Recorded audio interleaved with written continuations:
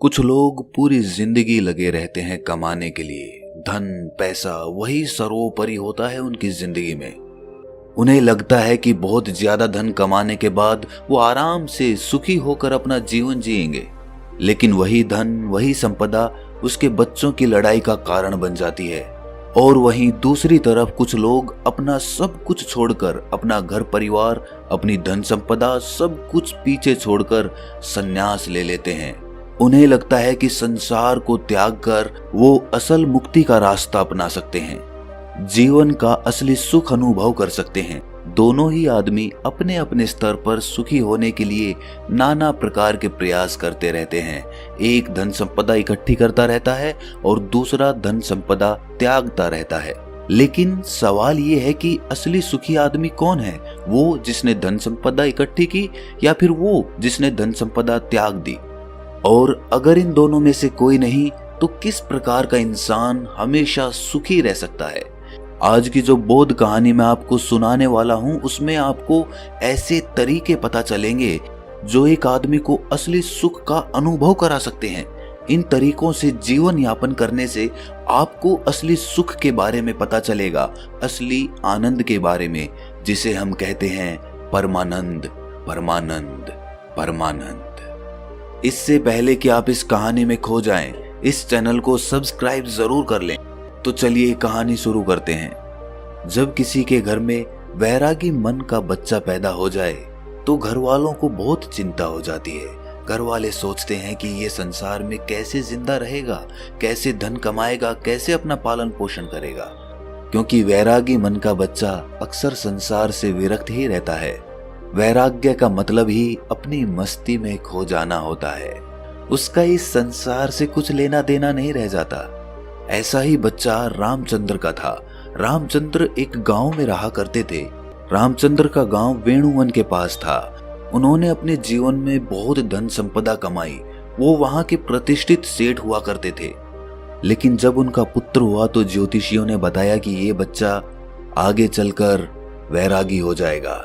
वो ये सब धन संपदा त्याग देगा और ये धन संपदा यूं ही दान में चली जाएगी।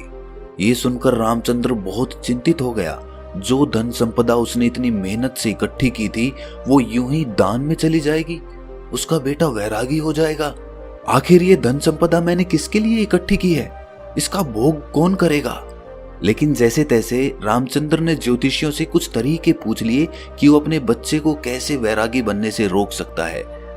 ज्योतिषियों ने भी उन्हें कुछ तरीके बताए जिसके द्वारा वो श्याम को, यानी उनका बेटा, उसको वैरागी बनने से रोक सके। धीरे धीरे समय बीतता रहा और दुनिया अपने चलन से चलती रही। श्याम धीरे धीरे बड़ा होने लगा और उसके पिताजी यानी कि रामचंद्र फिर से धन संपदा और ज्यादा बनाने में जुट गए। श्याम के पिता ने श्याम के लिए किसी भी चीज की कोई कमी नहीं छोड़ी थी। हर इच्छा उसकी पूरी होती थी। वो उसको सुखी रखना चाहते थे। वो चाहते थे कि मेरे बेटे को दुख का अनुभव ही ना हो, तो फिर वो वैरागी क्यों बनेगा? लेकिन जब श्याम 7 साल का हुआ तो एक दिन उनके द्वार पर एक बौद्ध भिक्षु पहुंच गया। वो वहां पर भिक्षा मांगने के लिए आया था, लेकिन श्याम उसके साथ घंटों बातचीत करता रहा। उसके पिता को जब ये पता चला तो वो श्याम को डांट कर उस बौद्ध भिक्षु से दूर ले गए। वो सोच रहे थे कि इन भिक्षुओं के पास बैठकर कहीं मेरे बेटे का मन वैरागी ना हो जाए।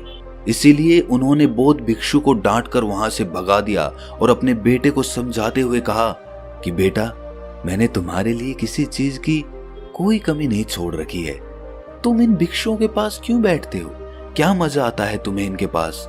मैंने तुम्हारे खेलने के लिए नाना प्रकार के खिलौने ला रखे हैं, इतनी दासियां तुम्हारी सेवा के लिए लगा रखी हैं, लेकिन फिर भी तुम ये सारी भोग की चीजें छोड़कर इन भिक्षुओं के पीछे क्यों भागते हो? ये सुनकर श्याम ने कहा कि पिताजी, मैं इन चीजों से उकता गया हूँ। ये सब चीजें मैंने इतनी ज्यादा भोग ली हैं कि मेरा मन अब इनसे ऊब चुका है।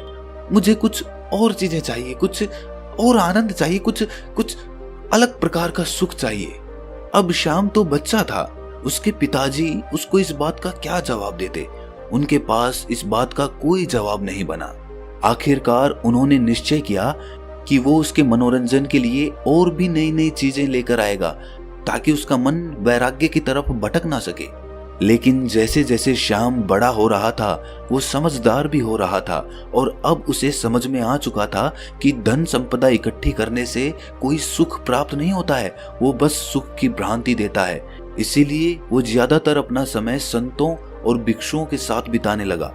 एक दिन जब उसके पिता ने उसे संतों के पास बैठे देखा तो उसका खून खौल गया। उसने सोचा कि मैंने जिंदगी भर जिस बच्चे के लिए कमाया वो भिक्षु बनने जा रहा है। मैंने उसको इतना समझाया, सारी सुख सुविधाएं उसके लिए हाजिर करवाई और फिर भी ये मुझे छोड़कर, मेरी संपत्ति को छोड़कर वैरागी बनना चाहता है। ऐसा वैराग्य में है क्या? उसका मन इस बात से बहुत ज्यादा दुखी हो गया था। इसीलिए उसने गुस्से में अपने बेटे का हाथ पकड़ा और सीधा उसे अपने घर पर ले गया।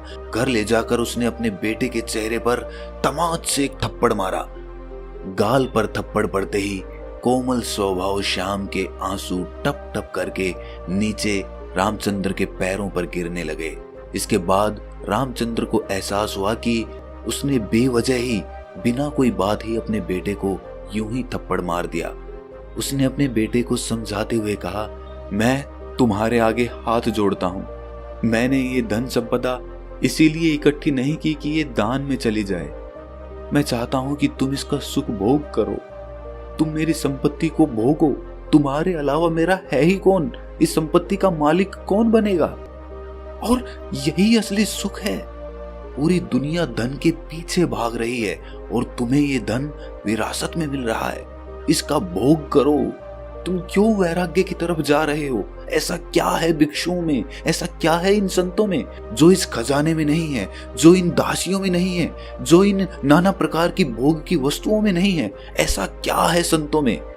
ये सुनकर श्याम ने अपने पिता से कहा कि पिताजी, मैं आपकी हर एक बात मानूंगा, बस आप एक बार आज शाम को मेरे साथ चलो। आज एक बहुत ही अच्छे संत का एक वक्तव्य होने वाला है। वो सत्संग करने वाले हैं, उपदेश होने वाला है ज्ञान का। आप एक बार वो ज्ञान का उपदेश सुन लीजिए। उसके बाद आप जो भी कहेंगे मैं आपकी हर आज्ञा का पालन करूंगा, पर आज शाम सिर्फ मेरे कहने से आप ये उपदेश सुन लीजिए। ये सुनकर रामचंद्र जोर जोर से हंसने लगा। उसने कहा कि ये कौन सी बड़ी बात है, मैं सुन लेता हूं प्रवचन, बताओ किस संत का सुनना है। लेकिन उसके बाद अपना वादा याद रखना। देखो श्याम, सिर्फ तुम्हारे कहने भर से मैं उस संत का प्रवचन सुनूंगा, अन्यथा मुझे इन संतों के प्रवचन में कोई भी मजा नहीं आता है। ये सुनकर श्याम ने हाँ में सर हिला दिया। शाम को दोनों बाप बेटे उस प्रवचन स्थल पर पहुंच गए जहां पर वो संत आज उपदेश देने वाले थे। थोड़ी देर बाद जब वो संत वहां पर पहुंचे तो सभी लोगों ने उठकर उनका अभिनंदन किया। उसके बाद संत ने कहना शुरू किया कि संतोष के फल बहुत मीठे होते हैं। जो आदमी संतोष का फल चख लेता है उसके मन में अपार शांति का उदय होता है। इंसान को जो कुछ मिला है उसी में उसे संतोष करने का अभ्यास करना चाहिए। कोई आदमी गरीब है तो कोई आदमी अमीर है, लेकिन दोनों में ही ज्यादा धन पाने की इच्छा है, ज्यादा धन पाने की लालसा है, तो दोनों में अंतर क्या हुआ। लेकिन जो इंसान जितना है उसी में संतोष करना सीख लेता है तो उस इंसान ने परमात्मा की तरफ अपना पहला कदम बढ़ा दिया। तो वहीं पर सभा में एक विकलांग आदमी बैठा हुआ था। ये सुनकर उसका मन उद्विग्न हो गया। उसने तत्क्षण उस संत से पूछा कि हे महात्मन, आप कहते हैं कि संतोष रखिए, मैं किस प्रकार संतोष रखूं? मुझे भगवान ने क्या दिया? मुझे तो हाथ पैर भी सही सलामत नहीं दिए ताकि मैं अपना पेट भर सकूं। अब आप ही बताइए कि मैं संतोष किस प्रकार रखूं? कैसे मैं अपने मन को समझाऊं? ये सुनकर उस संत ने मुस्कुराते हुए कहा कि बनते, असंतोष रखने से क्या तुम अपने हाथ पैर वापस पा सकते हो? ठीक है, मैं कहता हूं कि तुम संतोष मत रखो, तो उससे क्या फर्क होगा, क्या भेद पड़ेगा? अरे तुम्हारे हाथ पैर तो फिर भी नहीं आएंगे, लेकिन असंतोष की वजह से तुम अपने मन को, अपने चित्त को दुखी जरूर कर लोगे। इसीलिए तुम्हारे पास कोई भी विकल्प नहीं है संतोष के अलावा। तुम्हें चाहे मजबूरीवश या अपने मन के अनुसार ही संतोष पैदा करना होगा।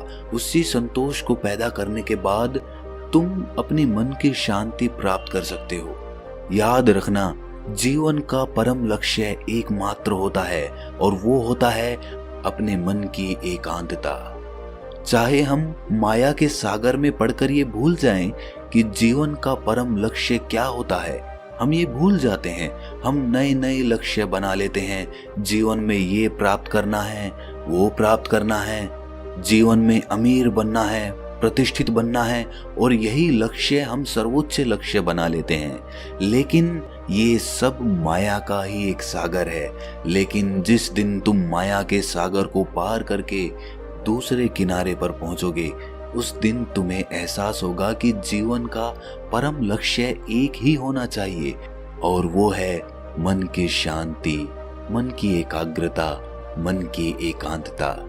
और जब तुम अपने मन के एकांत को पहचान लेते हो, उसे अनुभव कर लेते हो, उसके आनंद को चख लेते हो, तो फिर व्यर्थ के लक्ष्य, व्यर्थ की चिंताएं, सब कुछ पीछे छूट जाता है और बच जाती है एक चीज, और वो है मन का एकांत। इसके बाद उस संत ने उस विकलांग आदमी से पूछा कि चलो तुम ही बताओ, अगर तुम्हारे हाथ पैर होते तो तुम क्या करते? क्या तुम उस वक्त खुश रहते, सुखी रह सकते? जरा सोचो, अगर आज तुम्हारे हाथ पैर आ जाएंगे तो तुम अपने जीवन में नए लक्ष्य स्थापित कर लोगे कि मुझे ये बनाना है, मुझे ये चाहिए, मुझे वो चाहिए, और उसके बाद वो नहीं मिलेंगे तो फिर से मन में असंतोष पैदा होगा। असंतोष का हमारे शरीर से कुछ लेना देना नहीं है, उसकी उत्पत्ति तो मन से होती है, चीजों का भराव तो मन से होता है। अक्सर मैंने विकलांग लोगों को हंसते हुए देखा है और हट्टे कट्टे तंदुरुस्त लोगों को रोते हुए देखा है। तो संतोष और शांति का आपके शरीर से कोई लेना देना नहीं है। अपने मन को परिपक्व कीजिए, अपने मन को समझाइए, विवेक पैदा कीजिए कि माया के सागर को पार करके मन की शांति तक कैसे पहुंचना है। और माया को समझने के लिए हमें कोई वैरागी नहीं बनना है। वैराग्य तो छोड़ना होता है, छोड़कर भाग जाना होता है। हमें पहले माया को संसार में रहकर समझना होगा, और जब हम माया को समझ जाएंगे तो उसके बाद हम सुखी मन से, तृप्त मन से संन्यास या वैराग्य धारण कर सकते हैं। माया में जकड़ा हुआ आदमी सुख संपत्ति को ही असली सुख समझता है। संपत्ति, धन, प्रतिष्ठा, यही उसके लिए सर्वोच्च होते हैं। लेकिन अगर वो अपना विवेक माया से कभी ऊपर उठा पाया तो वो जरूर ये एहसास कर पाएगा कि असली सुख और असली आनंद का इस धन संपदा से कोई लेना देना नहीं है। वो तो निरंतर है। वो परमानंद तो किसी चीज से जुड़ा हुआ नहीं है। वो तो सिर्फ परमात्मा के लिए है, उस शाश्वत सत्ता के लिए है जो उसको माया से पार उतार रही है। प्रभु का स्मरण या कहें कि ध्यान, ये दोनों चीजें आपको माया से ऊपर उठाकर एक नया नजरिया प्रदान करती है, और वही नजरिया परमानंद का होता है। ध्यान और प्रभु के स्मरण के अलावा अगर हम प्रेम का रास्ता चुनते हैं, दिव्य प्रेम का, तो भी हम उस परमानंद को हासिल कर सकते हैं। और प्रेम का रास्ता ध्यान के रास्ते से कहीं आसान है। इसीलिए दिव्य प्रेम का अभ्यास कीजिए। वो प्रेम जो किसी चीज से जुड़ा हुआ नहीं है, जो स्वतंत्र है, जो आजाद है, जो सभी प्राणी मात्र के लिए है। 3 रास्ते जो माया से ऊपर उठाकर परमानंद की स्थिति प्रदान करते हैं, ध्यान, प्रेम और प्रभु का स्मरण। आप कोई भी रास्ता अपना सकते हैं, सभी रास्ते एक ही मंजिल पर पहुंचते हैं। आज की युवा पीढ़ी अक्सर अपना समय गीत सुनने में लगा देते हैं, फिल्मी गीत, सिनेमा इत्यादि में अपना समय बिताते हैं। लेकिन हमारे पूर्वज हुआ करते थे जो सुबह और संध्या दोनों वक्त आरती और भजन किया करते थे, ढोल बजाते थे, कुछ लोग गाते थे और साथ मिलकर भजन कीर्तन किया करते थे। एक सत्संग होता था। लेकिन आज की युवा पीढ़ी इन सब चीजों को पीछे छोड़ चुकी है। भजन, आरती, कीर्तन, सत्संग इत्यादि करने से क्या होता है? आप उन लोगों को अंधविश्वासी कहते हैं। क्या आपको इसके पीछे का विज्ञान पता है कि भजन कीर्तन करने से मन के कौन से द्वार खुलते हैं? चलिए मैं आपको बताता हूँ। जब भी हम कोई भजन कीर्तन करते हैं, उसमें शामिल होते हैं, तो उसमें हमारा चित्त शामिल हो जाता है। कोई आदमी बजा रहा होता है, कोई गा रहा होता है, कोई ताली बजा रहा होता है, और इस भजन और कीर्तन के साथ अपनी जिंदगी के अतीत की चिंताएं पीछे ही छोड़ देता है और उसी भजन में उसका मन लग जाता है। वो मन धुल जाता है, वो मन पवित्र हो जाता है, जैसे किसी ने हमारे मन को साफ पानी में धोकर बाहर निकाल लिया हो। ऐसे ही क्षण होते हैं ध्यान के, और वही क्षण भजन कीर्तन और सत्संग में मिलते हैं। इसीलिए आज के बाद कभी भी ये मत सोचना कि भजन कीर्तन और सत्संग सब व्यर्थ होता है। व्यर्थ कुछ नहीं होता, व्यर्थ होती है हमारी सोच।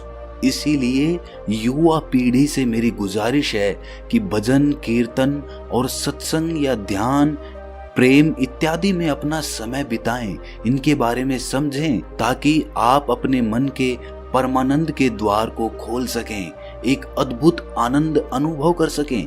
उसमें मेरा कोई फायदा नहीं है, ना ही मेरा कोई नुकसान है।